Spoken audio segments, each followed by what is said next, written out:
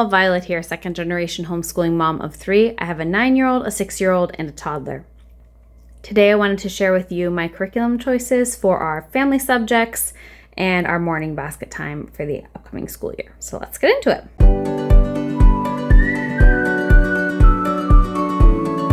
Our first family subject is music. This year we will be studying rock and roll. This book is called Music Lab We Rock. It's part of the Kids Lab series, which we've checked out some of their other books from the library and enjoyed them, although we haven't incorporated them into any of our academic subjects. But I'm really excited to use this book.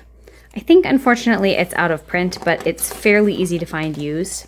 So here's the table of contents. There are 52 lessons. So we will be doing 1 to 2 a week, kind of just depending upon what else we're doing that week. Each lab is set up the same way. They have a playlist. Sometimes they'll have a place of interest to visit.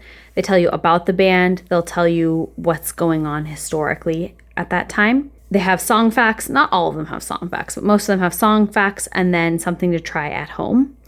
And then a detailed listening guide for a specific song, which I deeply appreciate because I'm not a music person. And so even when I read about how to listen to music, I sometimes find it difficult to translate that into active listening with my kids. So I really like that they have this listening guide. I'll just flip through this a little bit so that you can see how it's set up. And then at the back, they have, if you liked this particular band and their sound, here are some other bands to check out.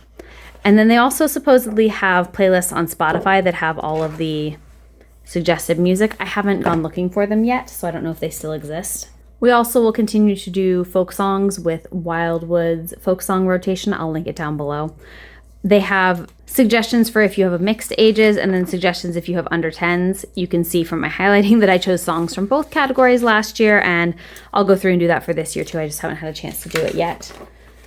My kids really enjoyed doing the folk song study last year, and so I'm looking forward to doing it this year as well. Our next family subject is health. We use Kids Health Online, and I just go through and pick the topics that we want to cover for the year. We used it last year, went well, continue to use it this year. The next 2 subjects are all morning basket type things, and we usually do our morning basket stuff at snack time. We have a snack in between breakfast and lunch. I'll link my schedule video down below if you're interested in kind of how we structure our day. But we do our morning basket at snack time, and then we do our read aloud at lunch. That's what's worked best for us this last year.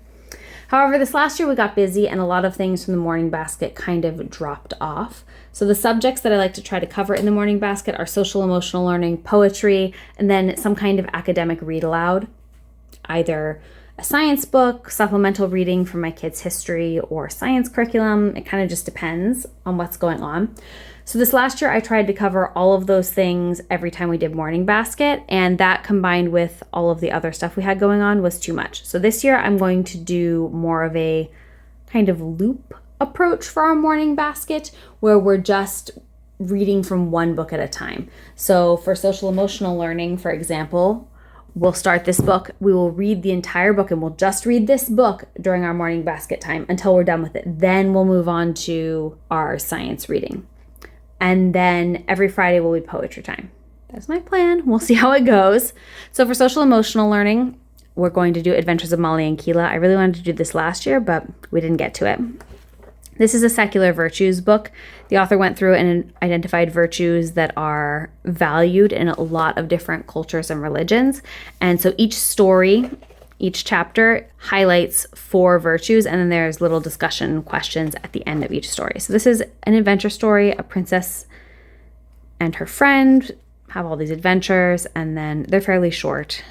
And then there's the discussion questions. So I really enjoyed doing this with my daughter when she was in kindergarten. My son was present as well, but he was really tiny. So I think it's a good time to revisit this and do it again. And then once we're finished with that, we'd move on to the next subject for our morning basket. But I'm just going to show you the other SEL option that I have on hand right now if we get to another SEL rotation. And that's the Big Life Journal. This is the old edition and this is the new edition.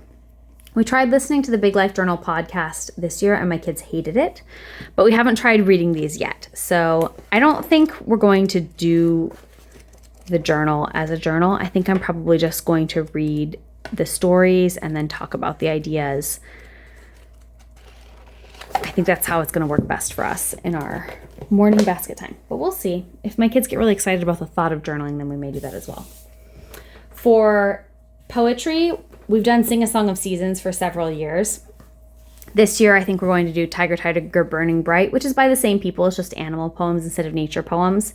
Most days we'll be reading from whatever our main book is, but every Friday we'll do poetry instead, and we'll read the whole week's worth of poetry from this, and then poetry from any of our other poetry books. Kind of just whatever we feel like. The poems in this are pretty short, so you can read a whole week's worth at once, and it's fine.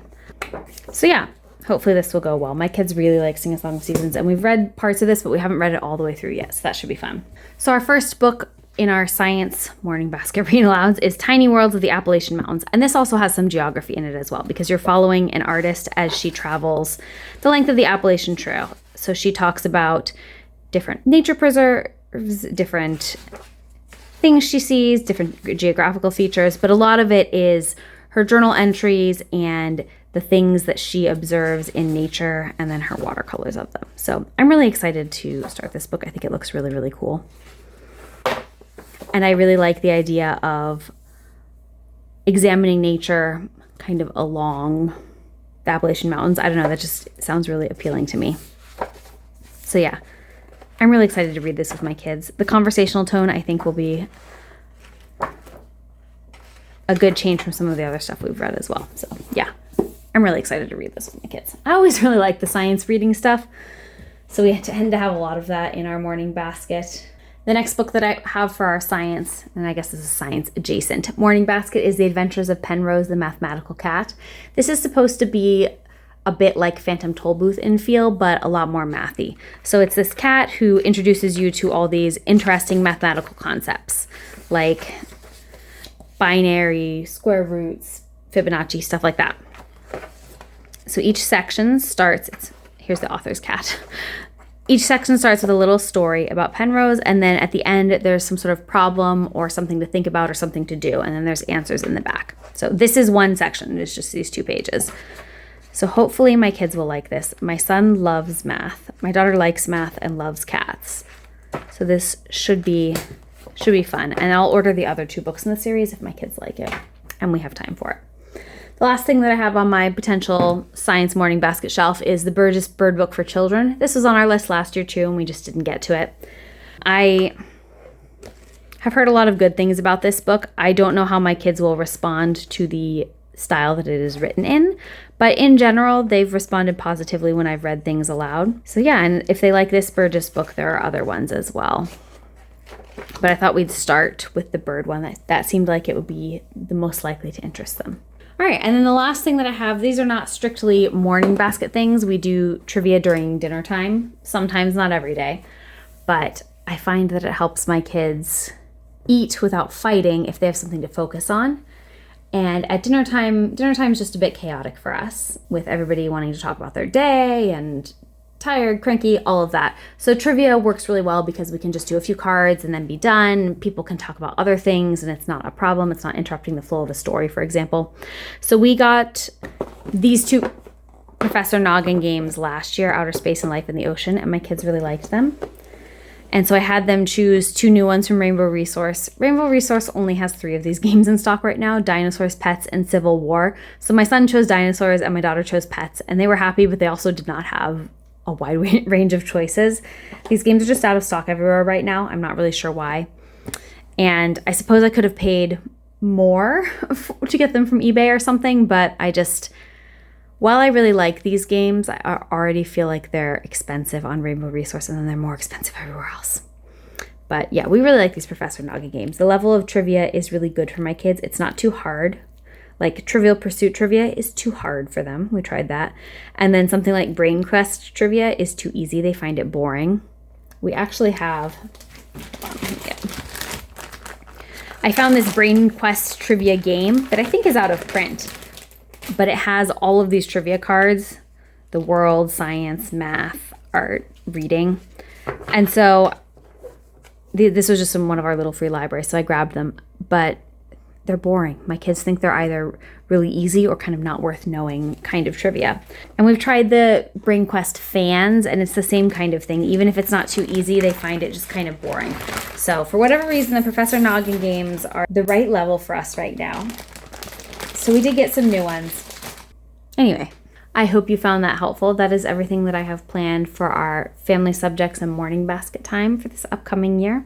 I will link everything in the description box down below. I am an Amazon and Bookshop affiliate, so if you click on one of those links and make a purchase, I do receive a small commission. Thank you for watching.